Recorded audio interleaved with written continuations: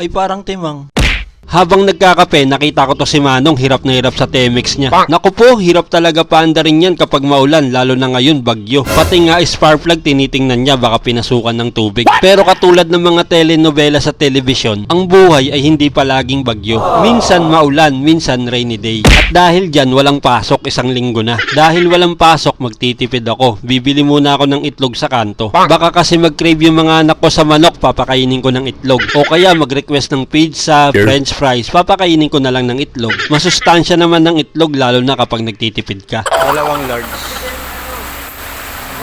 Pero hindi naman lahat yan ulam namin, yung iba pang tinda. Konti lang binili ko kasi sabi ni ate mataas daw ang itlog ngayon. Pag maulan talaga, nagtataas ang demand ng itlog. Yung iba pag maulan, malakas kumain ng itlog. Kaya nagkakaubusan daw. Sa dami ng kainan, ang lagi kong pinupuntahan yung nagsaserve ng Pepsilog.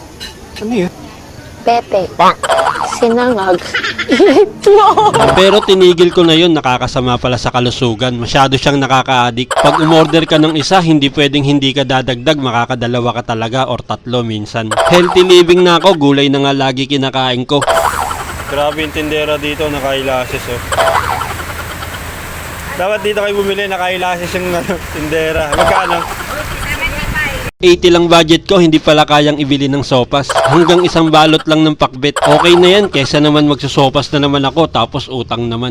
Buti na lang binalot ni Manong sa plastic yung itlog. Mahirap kasing mabasa yung itlog. Kumukulubot. Stupid. State of calamity ang Cavite ngayon na. Wala pa ba maglilista ng ayuda? Baka kayo-kayo lang yan ha, hindi nyo kami isama. Pag Halloween party, kasali lahat. Anong akala nyo sa amin mga multo? Palaging imbitado kapag araw ng mga patay, pero pag ayuda, wala kami.